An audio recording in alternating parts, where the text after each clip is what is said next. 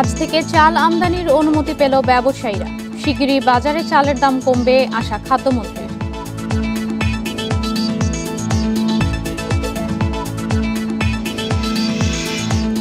এগারো বছরের মধ্যে সর্বোচ্চ লেনদেন ঢাকার শেয়ার বাজারে। দুই স্টক এক্সচেঞ্জের সূচকে রেকর্ড।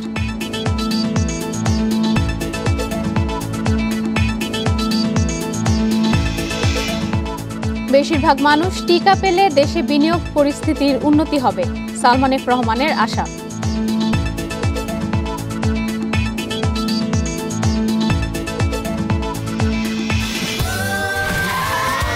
Saudi Extreme.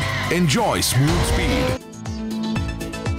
আমন্ত্রণ অর্থনীতি সারাদিনে আপনাদের সাথে আছি আমি ইশরাত সুমা। শুনছিলেন শিরোনাম, জানাবো বিস্তারিত সংবাদ। আজ থেকে বেসরকারিভাবে চাল আমদানির অনুমতি দিয়েছে খাদ্য মন্ত্রণালয়। এতে বাজারে চালের দাম কমবে বলে আশা করছেন খাদ্যমন্ত্রী সাধন চন্দ্র মজুমদার। সকালে সচিবালয়ে সাংবাদিকদের এসব কথা বলেন খাদ্যমন্ত্রী। এ সময় নিজের কোনো চালের ব্যবসা বা চাল কল নেই বলেও দাবি করেন তিনি। এপ্রিল মে মাসে বোরো ধান ওঠার পরও বাজারে চালের দাম তেমন কমেনি, বরং মৌসুম শেষ না হতেই বাড়তে শুরু করে। সরকারি সংস্থা ট্রেডিং কর্পোরেশন অব বাংলাদেশের হিসেবে বাজারে মোটা চালের দাম ৪৫ থেকে ৫০ টাকা, যা গেল বছরের তুলনায় প্রায় ১২% বেশি। আর সরু চালের দাম গত এক বছরে বেড়েছে ১০ টাকা বা ১৪.৫%। চালের বাজার সহনীয় করতে গেল সপ্তাহে আমদানি শুল্ক কমায় সরকার। নতুন সিদ্ধান্তের ফলে বেসরকারিভাবে এখন ২৫% শুল্ক দিয়ে চাল আমদানি করা যাবে, যা সোমবার থেকেই কার্যকর বলে জানালেন খাদ্যমন্ত্রী। দক্ষতা দেখে বা এর আগে কতখানি এনেছে কতখানি আমরা দিতে পারবো দেখে আমরা কিন্তু প্রতিদিনই ছেড়ে দেব। এবং আমি আশা করি যে আমদানির চাউল কিছুটা এসে ঢুকলেও তখন এই প্রভাবটা পড়বে এবং যারা ধান বা চাউল মজুত করে রেখেছে তারা মনে করবে যে না, চাউল যখন আমদানি হচ্ছে আমাদের আর উপায় নেই, দাম আর বাড়বে না, তখন কিন্তু তারা বাজারে ছাড়তে শুরু করবে। এ সময় মন্ত্রী বলেন, দেশের ব্যবসায়ীরা সুযোগ পেলেই একটু বেশি লাভ করতে চান।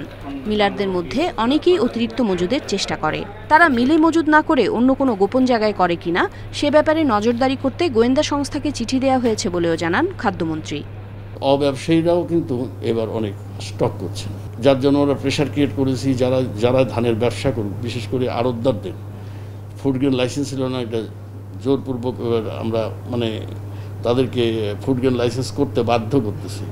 এ সময় মন্ত্রী বলেন, বাজার নিয়ন্ত্রণে না আসা পর্যন্ত চালের আমদানি অব্যাহত থাকবে। সাংবাদিকদের প্রশ্নের জবাবে নিজের কোনো চালের ব্যবসা নেই বলেও দাবি করেন মন্ত্রী। উমনহার আজমি, ইন্ডিপেন্ডেন্ট নিউজ, ঢাকা।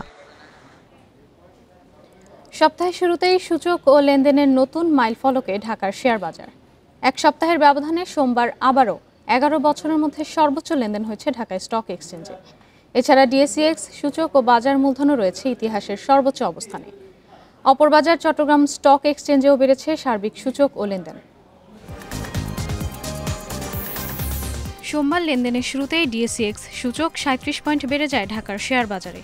এরপর উত্থান পতন থাকলেও লেনদেন শেষে প্রধান সূচকটি বেড়েছে ৪৯.৫৩ পয়েন্ট। অবস্থান করছে চালুর পর থেকে সর্বোচ্চ অবস্থান ৬,৭৪৮ পয়েন্টে।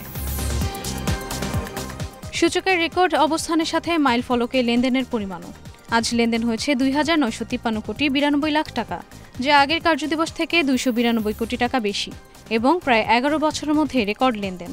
এর আগে ২০১০ সালের ৫ ডিসেম্বর লেনদেন হয়েছিল ৩,০০০ কোটি টাকার বেশি। লেনদেনে অংশ নেওয়া ৩৭৫টি কোম্পানি ও মিউচুয়াল ফান্ডের মধ্যে দর বেড়েছে ২০৪টির, কমেছে ১৪৬টির এবং অপরিবর্তিত রয়েছে ২৫টি কোম্পানির শেয়ার দর। সবচেয়ে বেশি লেনদেন হওয়া প্রতিষ্ঠানের তালিকায় প্রথম অবস্থানে উঠে এসেছে বেক্সিমকো লিমিটেড। আইএফআইসি ব্যাংক দ্বিতীয় এবং তৃতীয় অবস্থানে রয়েছে লঙ্কা বাংলা ফাইন্যান্স। দর বৃদ্ধি তালিকার শীর্ষ অবস্থানে উঠে এসেছে ফার্স্ট ফাইন্যান্স, দ্বিতীয় জুট স্পিনার্স এবং তৃতীয় অবস্থানে বাংলাদেশ ইন্ডাস্ট্রিয়াল ফাইন্যান্স। অন্যদিকে চট্টগ্রাম স্টক এক্সচেঞ্জে সার্বিক সূচক বেড়েছে ১৩৪.৭২ পয়েন্ট। লেনদেন হয়েছে ১১৬ কোটি ২২ লাখ টাকা share. Ishrat Suma, independent news, Dhaka. Share বাজার নিয়ে আরও কথা বলতে আমাদের সাথে যুক্ত আছেন অ্যালায়েন্স ক্যাপিটালের ব্যবস্থাপনা পরিচালক ও সিইও খন্দকার আসাদুল ইসলাম। জনাব আসাদুল ইসলাম, আপনাকে স্বাগত জানাচ্ছি আমাদের সংবাদে। আমরা দেখছি ঈদের পর থেকে কিন্তু শেয়ার বাজারের বেশ গতিশীল অবস্থা রয়েছে, চাঙ্গা অবস্থা রয়েছে, সূচক ও লেনদেনে একের পর এক রেকর্ড হচ্ছে। বর্তমান বাজার নিয়ে আপনার মতামত কি? কি মনে হচ্ছে বাজারের গতি দেখে? ধন্যবাদ ঈশ্বর। ফার্স্ট অফ অল, একটা দীর্ঘ মন্দা অবস্থার পর মার্কেট যখন একটা মোমেন্টাম ফিরে পেয়েছে, এই মোমেন্টাম 2010-এর ধসের পর যে মোমেন্টাম, নতুন চেয়ারম্যানের নেতৃত্বে যে মোমেন্টামটা পেয়েছে, সেই মোমেন্টামের একটা ধারাবাহিকতা আমরা মার্কেটে দেখতে পাচ্ছি। ক্যাপিটাল মার্কেট শুধু ঢাকা স্টক এক্সচেঞ্জের কেনা বেচা এটাই না, এটা একটা বৃহত্তর অর্থে যেটা বলা হয় যে capital market alternate source of capital raising, যেটা ইকুইটি ফাইন্যান্স। সো আমাদের মার্কেটের কলেবর বৃদ্ধি পাবে, এটাই স্বাভাবিক, এবং এই স্বাভাবিকতা ধরেই মার্কেট এগুচ্ছে। আর অন টপ অফ মার্কেটের যেটা এখন তো interest rate all time, interest rate on deposit all time low, inflation all time low. So মানুষের ইনভেস্টমেন্টের জায়গাগুলোও কিন্তু এখন এটা আসবে নর্মাল, এটা একটা ন্যাচারাল বিষয় যে মানি মার্কেট থেকে ক্যাপিটাল মার্কেটের দিকে ধাবিত হবে, ইনফিউজ হবে বেশি মাত্রায়, টাকার ইনফ্লোটা এখানে হবে। তবে আশার বিষয় যেটা, যে এই এক বছরে অনেক reforms has been taken place. শুধু ইকুইটি বেস মার্কেট এখন নেই, আমাদের এসএমই বোর্ড আর in place, national clearing house আর ইন প্লেস, তারপরে সুকুক শরিয়া is going to be listed, bond market is going to be listed.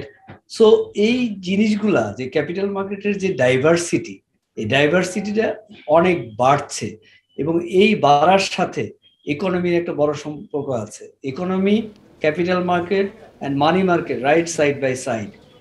এই জিনিসগুলো যখন ইকোনমিতে, যখন ক্যাপিটাল মার্কেট অনেক বেশি কন্ট্রিবিউট করবে, তখন মানি মার্কেটের উপর নির্ভরশীলতা অনেক কমবে।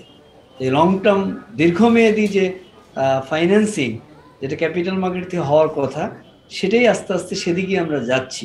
সুতরাং আমি এটাকে নেগেটিভ অর্থে না দেখে আমি অনেক পজিটিভ অর্থে দেখি ক্যাপিটাল মার্কেট। আপনি যেমনটা বলছিলেন যে বাজারে অনেক রিফর্ম হয়েছে, অনেক নতুন নতুন প্রোডাক্ট এসেছে, কিন্তু আমরা বরাবরই দেখি বাজার যখন গতিশীল থাকে বা বাজার যখন উত্থানে থাকে, তখন কিন্তু বেশ কিছু শেয়ারের দাম বেড়ে যায়, বিশেষ করে দুর্বল এবং মানহীন কোম্পানির শেয়ারের অস্বাভাবিক মূল্য বৃদ্ধি হয়। এই বিষয়গুলো নিয়ে আপনার মতামত কি, এবং এই বিষয়টাকে আসলে কিভাবে বন্ধ করা যায় বা থামানো যায়? প্রথম কথা হচ্ছে যে ইনভেস্টমেন্ট তো বিনিয়োগকারীর নিজের টাকায় ইনভেস্ট করবে, সুতরাং তার সেভিংস, ডিসপোজেবল ইনকামের একটা পোর্শন ইনভেস্ট হবে, সেটা ক্যাপিটাল মার্কেটেই হোক, মানি মার্কেটেই হোক, রিয়েল এস্টেটেই হোক, যেখানেই হোক। তো আমাদের এটা দেখেই ইনভেস্ট করা উচিত। অফকোর্স এখানে large cap, small cap and medium cap সব ধরনের কোম্পানি আছে।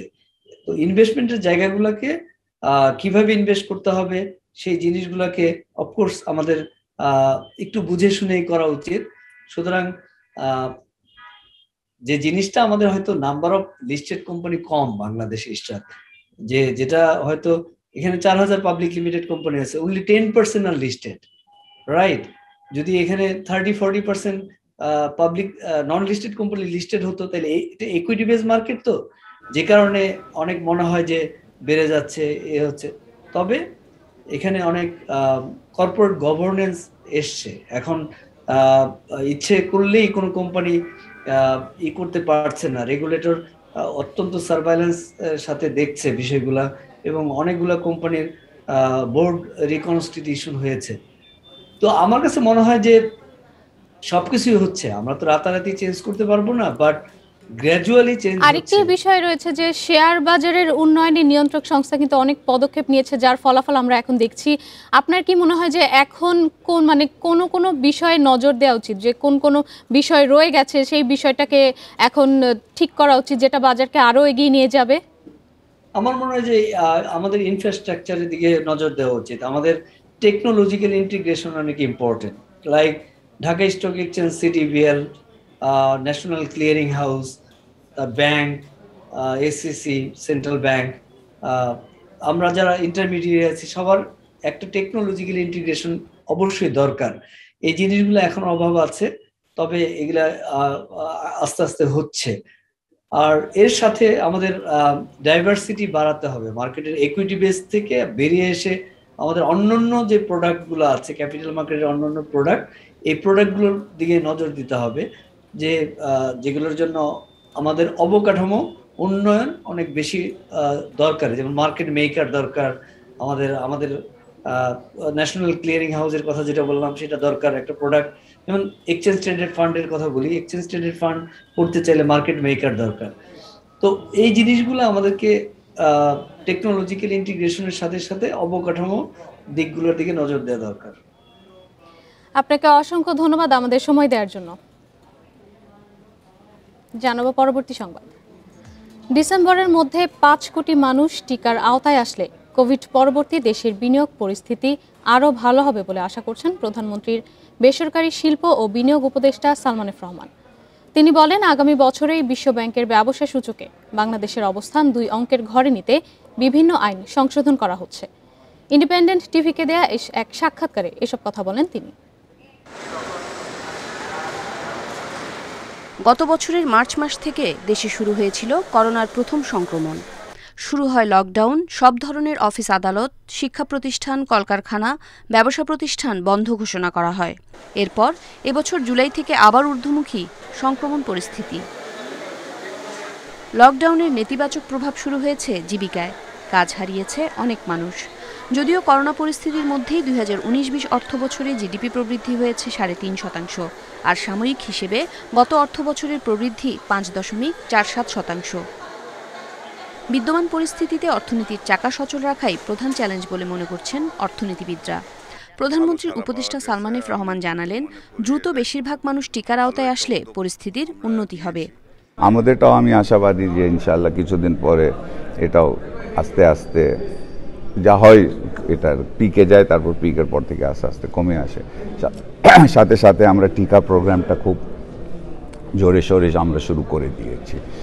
টিকার যখন কমপ্লিট হয়ে যাবে, আমি কিন্তু বিশ্বাস করি যে আমাদের অর্থনৈতিক রিকভারিটা আরও ভালো হবে।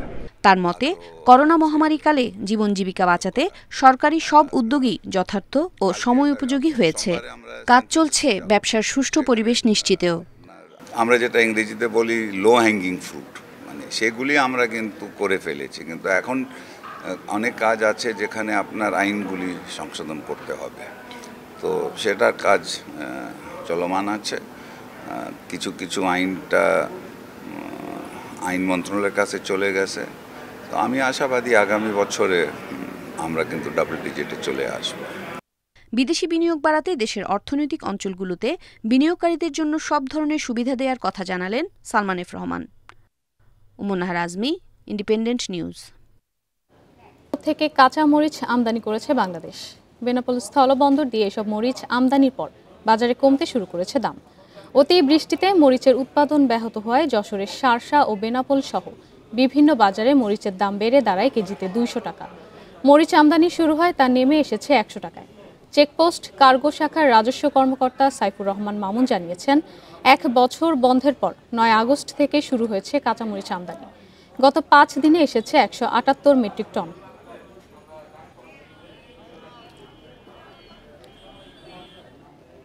নড়াইলে করোনা মহামারীর মধ্যেও এগিয়ে চলছে পদ্মা সেতু রেল সংযোগ প্রকল্পের কাজ। কনস্ট্রাকশন ইয়ার্ডে দিনরাত চলছে নির্মাণযজ্ঞ। দক্ষ শ্রমিকদের হাতের ছোঁয়ায় প্রকল্পের বিশাল অংশ এখন দৃশ্যমান।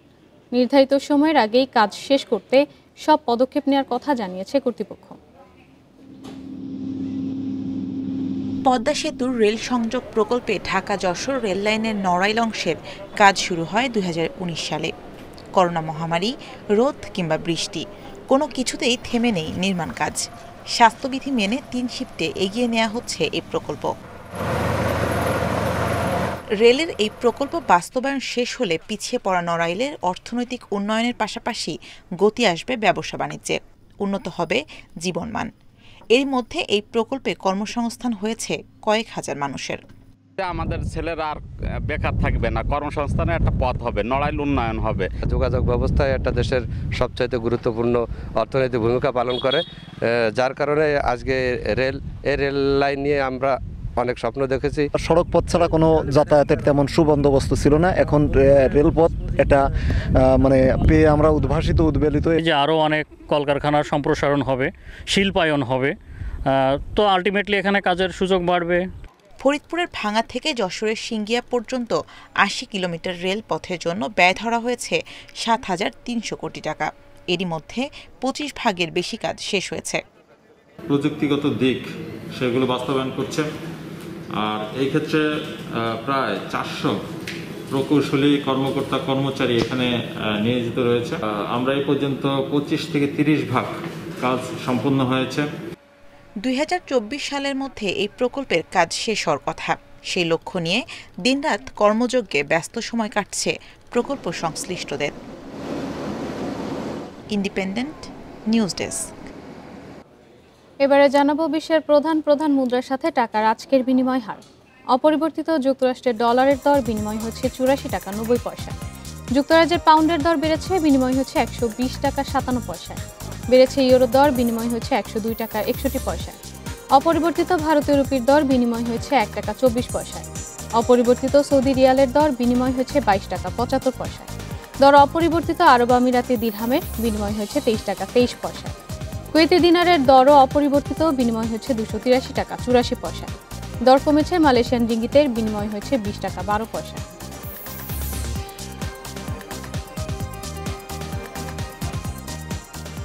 এই ছিল আজকের অর্থনীতি সারাদিন। ইন্ডিপেন্ডেন্ট টেলিভিশনের সব খবর আরও জানতে চোখ রাখুন ফেসবুক, ইউটিউব এবং টুইটারে। আমন্ত্রণ আমাদের পরের আয়োজনে।